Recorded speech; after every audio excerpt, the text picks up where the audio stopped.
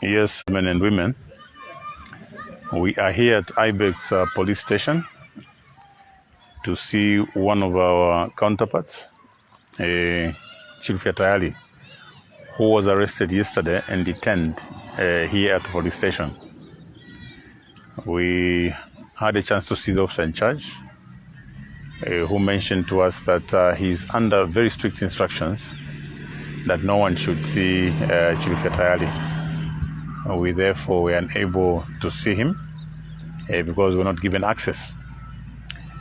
We want to say this to the Zambian people, that what is happening now is a very sad development in our democratic dispensation. This is a government that is governed based on the Constitution, which guarantees freedoms, freedom of expression, freedom of movement, among others.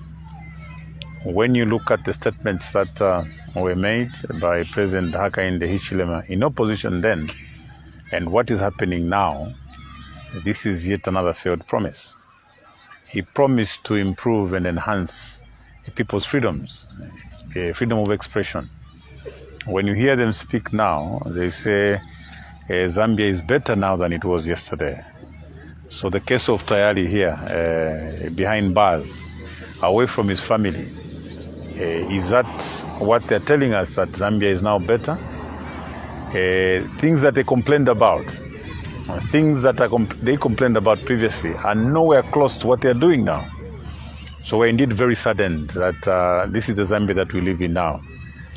If Tayali made a political statement should only be traversed by yet another political statement.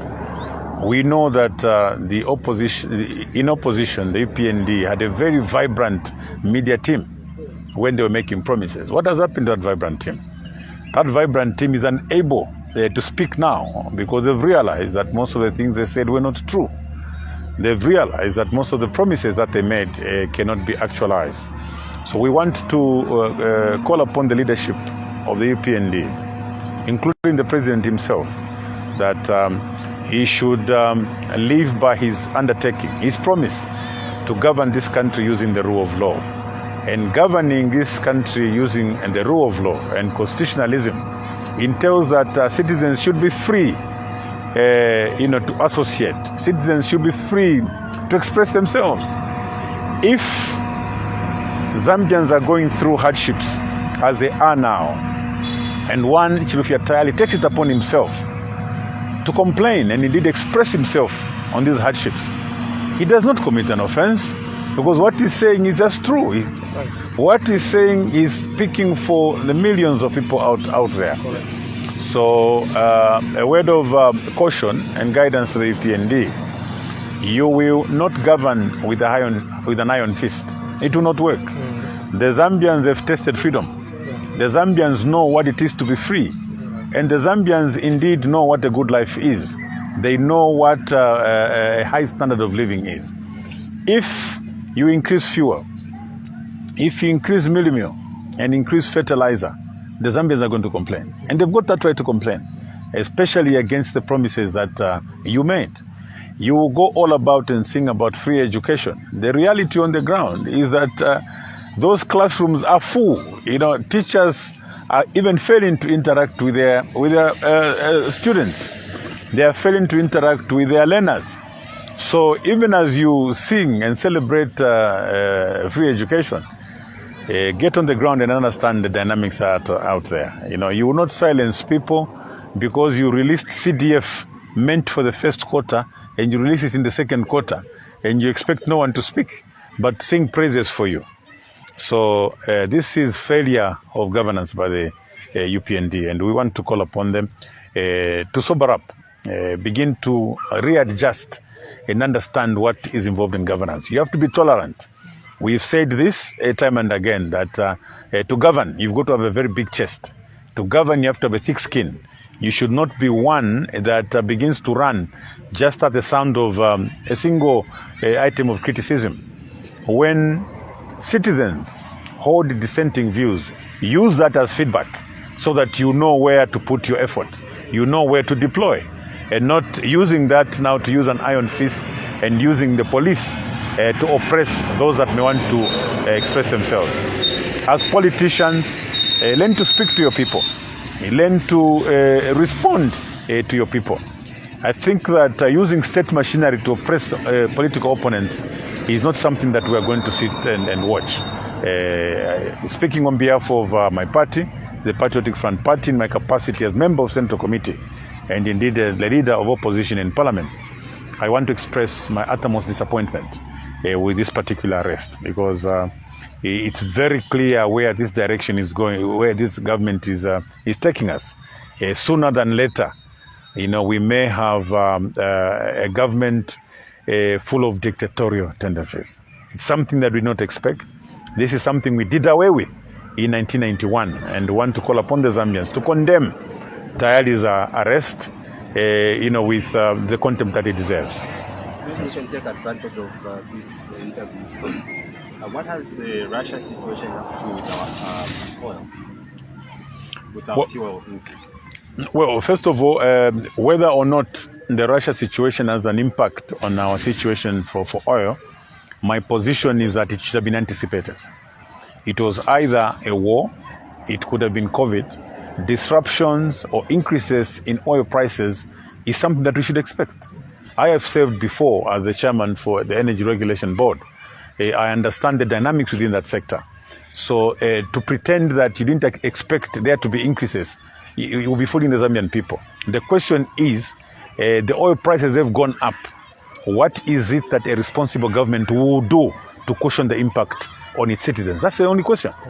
I think that governments in the world over, even in this region, that have introduced subsidies, have done so because they have put the welfare of the citizens in the center. Now, to want to be rigid and say, look, we removed subsidies because the IMF told us to remove them and we can't go back there, then you are subordinating your own citizens to the IMF. The IMF, yes, we need their assistance, but they should not be the ones to dictate everything that we have to do, even in the interest of the welfare of our citizens. So for us to answer your question, it does not matter what impact the war in Ukraine and China and Russia has. What matters to us is what is government going to do to cushion the impact on its citizens. We don't want to be told that the president had to forego driving a limousine but increase fuel. It doesn't make sense. I would rather he drives the limousine, accepts the limousine for his safety, because we want him, to be safe and reduce the price of fuel. Yeah, so let's not trivialize governance and bring in small things. No, he has forgone his pay for 8 months. Who wants to hear that? Who wants to hear that? What impact has that got on the poor people? If at all it was significant, why didn't it go to cushion the price of fuel? So let's talk about serious things. Let's not begin to bring in small things as if it's a Mickey Mouse arrangement that we are running. We are running government, and to be able to run government, you have to be serious. So we don't want to start listening to those childish statements being made. He has forgone his salary for 8 months. No, he didn't accept the limousine. What is here now is the cost of living for the Zambian people. And the cost of living for the Zambian people is unbearable. The undertaking or the promise that was made by the UPND, they made a promise to improve the living standards of the Zambian people. And that was made with full awareness of our debt situation. It was made with full awareness of all our challenges. So the assignment that President Hakainde Hichilema took up was with the full awareness of what the environment was. So you can't come in government today and say, no, we're prioritizing, debt dismantling. Why didn't you tell us from the beginning to say, when we take over government, we'll first of all dismantle debt for the first 5 years, and you only begin to see good life thereafter?